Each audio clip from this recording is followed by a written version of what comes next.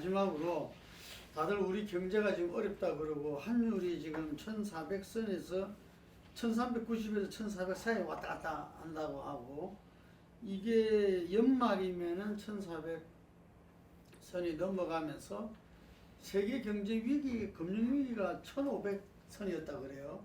그리고 IMF가 1600선이었고 외환 보유액도 뭐 이렇게 주식 빠져나가고 뭐 빠져나가고 뭐 빠져나가면 얼마든지 뭐 지금 위험한 상황 올 수 있다는 사람도 있고 정부 당국에서는 그걸 부인하고 있죠. 그렇지 않다.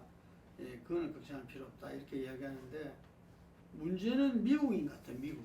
미국이 계속 금리 인상을 자기들 물가 잡기 위해서 해나가고 근데 실물 경제는 자기들이 제조 분야부터 지금 미국 위주로 하다 보니까 그거는 제법 견실한 그 가운데서 하다 보니까 이 다른 나라들은 완전히 그게 휩쓸려 버리고 우리나라 같은 경우는 뭐 이번에 IR 인플레이션 감축법 뒤통수 맞고 아무 대책도 없이 내가 볼 때 예.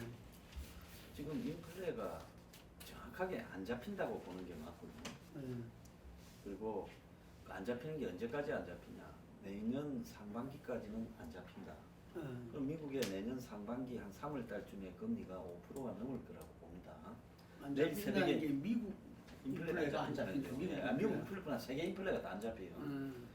그러면 내일 새벽에 이제 0.75 인상이 될 거예요. 그럼 한국하고 미국하고 이제 역전이 되는데 금리 차가 문제는 그 미국의 지금 우리가 단기 장기 금리의 채권 이자가 보면 정상적일 때는 올해 채권을 갖다가 하면 이자가 높고 그 단기 2년짜리는 난다는데 지금 2년짜리 10년짜리에서 2년짜리가 10년짜리보다 금리가 역전 6% 이상 더 벌어지고 있어요.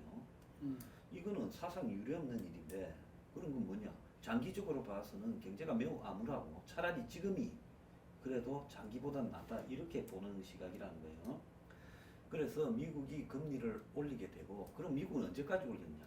미국에서 자산 거품이 꺼져가 주식이나 부동산이 붕괴될 때 인플레가 둔화될 거라고 봅니다.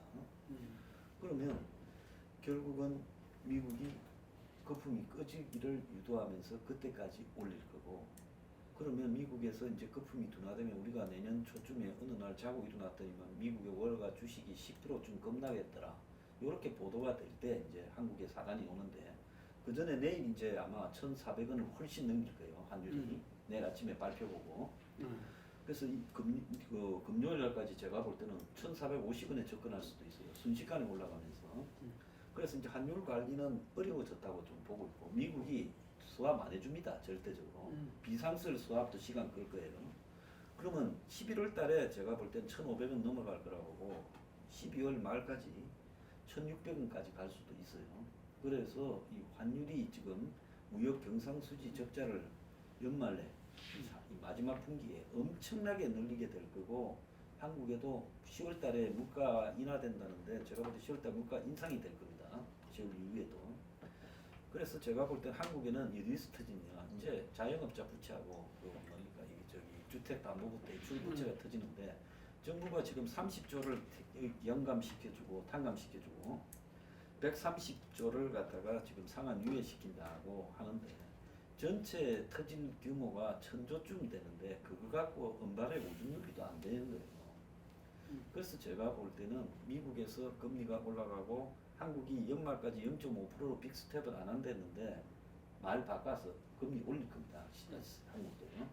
그래서 한국은 아마 이 은행 부채가 터지면서 금융위기로 가게 될 가능성이 지금 매우 큰데 문제는 이창용, 뭐 최상목, 추경호 이런 사람들이 솔직히 말하면 눈앞에 앉혀놓고 경제가 터지기 직전이 나와 있을 때처럼 심각하게 이야기를 뭐 안 하고 윤도 그걸 제대로 모르고 있다고 봐요. 그렇기 때문에 관료들이 그냥 듣고 가다가 이 터지는데 문재인 정권 같으면 다음 정권으로 떠넘길 수 있죠. 임기 말년이었으니까. 근데 윤 정권은 이제 시작인데 넘기지도 못하고 제가 볼 땐 저는 내년 3월 전에 터진다고 봅니다. 개인적으로는. 그래서 굉장히 심각한 상태다 이렇게 보고 있어요.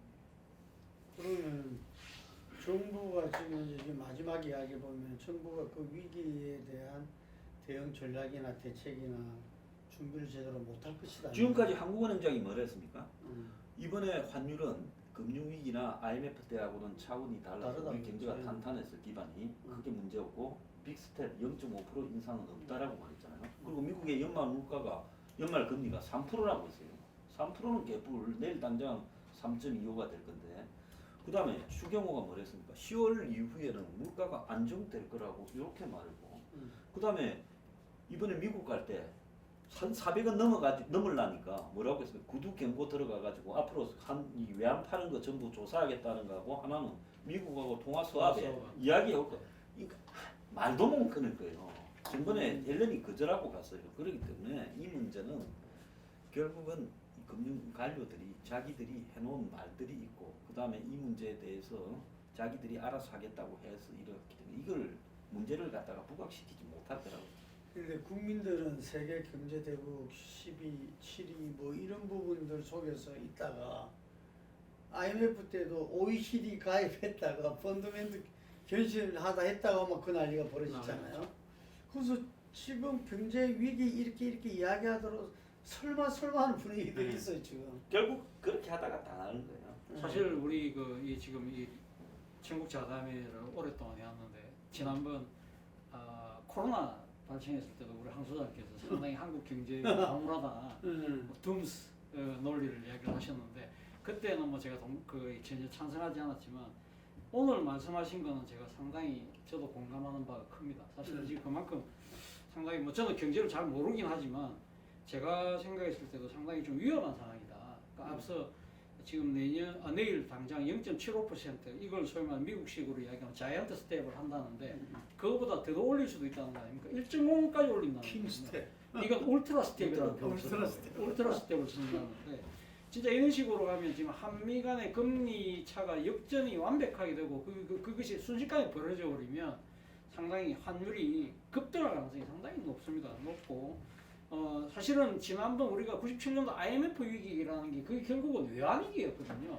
환율이 갑자기 올라가면서 지금 그러니까 이 지금 외환 보유고가 벙커가 나면서 지금 국가 부도 상태로 갔던 것이기 때문에 상당히 이 환율을 어떻게 방어할 거냐 부분이 정말 중요한 부분인데 지금 우리가 지금 사실은 이번에 경상수지도 완전 다시 적자로 돌아서는 무역 수지는 벌써 지금 적자로 돌아섰 고요.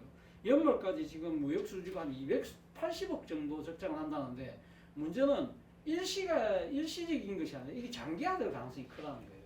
저는 연말까지 한 80조 이상 난다고 봅니다. 지금 갈수록 커지고 있어요. 커지고 있다. 그러니까 초반에는 작았는데 네. 지금 아주 커지고 그래서 뭐 제가 뭐 이렇게 보니까 한 280억 뭐 이야기를 하는데 어쨌든 그런데 지금 그런 식으로 해서 지금 상당히 여러 가지 경제적인 지표에서 빨간불이 들어오고 있는데 지금 그러면 당장 지금 윤석열 대통령이 지금 미국 가 있지 않습니까? 그리고 오늘 밤인가 내일 아마 지금 한미 정상회담을 할 건데 지금 두 가지 문제잖아요. 인플레이션 감축 법안에 대해서 지금 우리 한국산 그 전기자동차에 대한 이 지금 이 차별 예우를 철폐하라는 부분인데 그건 쉽지 않을 거라고 봐요. 그건 어차피 지금 11월 중간 선거를 앞두고 있기 때문에 바이든 입장에서는 지금 바이 아메리카 미국산 제품을 그러니까 많이 사도록 해서 일자리를 늘리겠다는 부분이기 때문에 그건 아마 이렇게 이야기하겠죠. 그거는 우리 11월 중간 선거 끝날 때까지 조금 봐주라. 그 정도라도 이렇게 굳은지를 받아오면 그럼 11월 이후에는 어떤 식으로든 좀 조정이 된다고 볼 수는 있겠지만 당장 지금 눈에 보이는 것이 뭘 갖고 와야 되냐면 한미 통화 수합입니다. 물론 뭐 전문가들 한미 통화 수합 한다고 해서 뭐 큰 영향은 없다고 하지만 이 앞서 뭐 말씀하신 것처럼 떠나기 전에 한미 통합 수합 이야기 나오니까 1,400원대가 그나마 1,450원대, 1,400원대죠. 1,400원대가 그 1,490 얼마에서 그냥 망가졌는데 내일 만약에 이게 정확하게 이게 아무것도 없다 이래 되면 바로 지금 금리 올라갔죠. 그럼 이거 완전히 와르르 무너질 경우가 정말 두려운 상황인데 사실은 지난 5월달에 한국에서 이야기할 때 한미 간의 이 지금 통화 안정에 대해서 협조를 하겠다는 이야기를 했고 사실 그래서 이번에 어떤 식으로든 이 통화 스와프에 대한 답을 갖고 와야 되는데 그렇지가 못하다. 이게 사람들이 잘 모르는데 상설 통합은 영국, 일본, 스위스, EU, 캐나다만 하고 있어요. 아 그렇죠. 그리고 비상설 통합은 지난번에 MB가 금융위기 때 MB 때 한번 했고 그럼 코로나 초창기 때 한번 코로나 초창기에 300억 불. 근데 지금 우리가 한번 보세요. 3,800억 달러의 외환 보유고가 있다고 큰 소리를 쳤는데 순식간에 지금 환율이 흔들리잖아요. 그러니까 지금 300억 달러를 통화 수합을 해준들 지금 이걸 갖고 갖다 붙일 때도 없다는. 근데 문제는 그러니까 그 일종의 경제적으로 보면 상징적인 효과인데 어떤 식으로 하니까 미국이 한국 경제를 나름대로 신경 써준다 뭐 그 정도의 사인만 받아도 저는 도움이 될 거라고 보지만 그조차가 쉽지 않다는 것이고 아까 그러고 정말 중요한 문제가 우리 황 소장 마지막에 지금 그 지적하셨던 부분 이런 경제 위기에 대해서 국정의 최고 책임자인 윤석열 대통령이 얼마만큼 절감하고 있느냐는 부분. 지금 앞서 이야기하신 대로 그 한국은행 총재라든지 추경호 그러니까 지금 경제부총리 그리고 최상목 경제수석 이런 사람들이 상당히 조금 아니란 생각, 나이브한 생각을 갖고 있다. 물론 뭐 상당히 이 지금 위기감을 좀 덜기 위한 하나의 뭐이 정치적인 레토릭일 수도 있지만 사실은 그러다 보니까 2008년도에 제가 지난 시간에 한번 말씀드렸는데 MB는 그 지하방크에 가서 거의 경제 위기를 자기가 진두지휘 해서 뭔가를 막겠다는 쇼잉을 했잖아요. 저는 그런 비상한 각오와 이 액션이 필요한데 그런 생각을 안 하고 있는 것 같아요.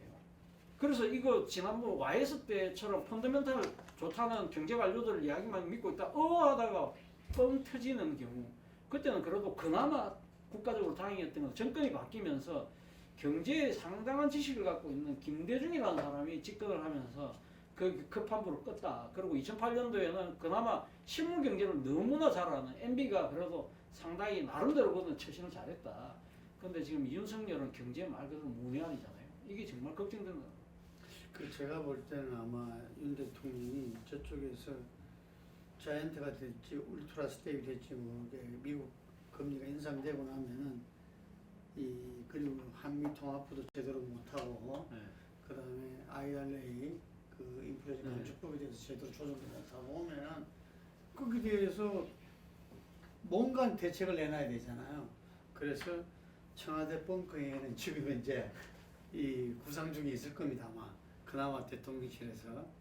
근데 금방 말씀하신 대로 외환 보유액이 한 4,200억 달러라고 하는데 외국인 투자 정시 자금이 5천억 달러 정도 된대요. 그리고 그게 30%만 나간다 하더라도 2천억이고 단기 외채 1,800억 그 다음에 장기 외채 중 1년 내 만기 들어오는 2,300억 이래 되면 이 4,200억은 아무것도 아니라는 이야기가 돼버리는데 아까 말한 대로 무역수지 적자 그 다음에 경상수지 적자가 연말까지 80조 이래 되면 정말 이거는 이 97년도 멘붕하고는 또 다른 거 아니겠습니까?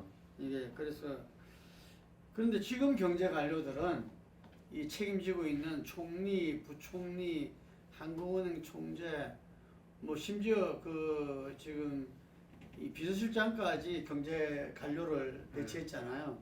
근데 이분들이 이 제대로 된 어떤 대책과 그걸 못 마련하고 있고 또 현실 진단 자체부터 지금 이렇게 빗나가고 있다 이런 거기 때문에 이게는 뭐 경제가 다 무너지는데 여야가 어디가 있고 정부 민간이 어디 있겠습니까? 그래서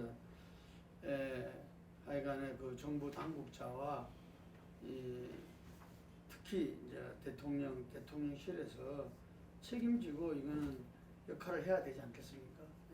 한 총리도 뭐 아까 반격의 메시지를 던졌다고 이렇게 우리가 이 해석도 하고 있는데 하지만 본인이 이왕 나라의 총리가 된 이상 제발 그 경제통으로 된 거니까 이 부분에서 많은 전문가와 이 의견을 갖다가 모아서 좀 국민들 안심시켜 주시기 바랍니다. 사실 우리 국민들은 이미 경제 위기를 몇 번 경험했잖아요. 예. 개인 피부로와 닿는 것하고 별도로 주요 지표 흐름에 대해서도 굉장히 중요하게 봐요. 무역 적자, 환율. 근데 그것이 어떤 식으로 앞으로 우리 개인 경제 생활에 영향 온다는 것에 대해서 아주 생각보다 수준이 높아요. 근데 내가 하나 우려하는 것은 그것을 현 정부가 그걸 어떻게 풀 수 있는지에 대한 어떤 그런 그 실력 여부를 떠나갖고 제일 중요한 거는 그런 문제와 관련해서 국민들에 대해서 정책적 어떤 소통이나 이 이후 문제에 대해서 어떻게 풀어갔다는 이 로드맵이라는 게 좀 나와줘야 되는데 그게 없다 보니까 실제 상황에 비해서 국민들이 좀 더 불안해하고 있다. 이 부분은 분명한 것 같아요. 지난번에 마당에 뭐 바람이 불고 뭐 창문이 흔들린다고 그때 조용해요. 마당에 바람이 불고 창문이 흔들렸으면 지금 창문짝이 날아갔던가 나무가 뿌리가 뽑혔던가 해야지. 참 걱정됩니다. 마지막을 전부 다 그 나라에 대한 걱정으로 오늘 끝내도록 하겠습니다. 하여간 그 정기국회 그리고 우리 경제 위기에 대해서 범정부적인 어떤 대책 이 기대에 맞지 않습니다. 오늘 자담회 여기까지 하겠습니다. 감사합니다.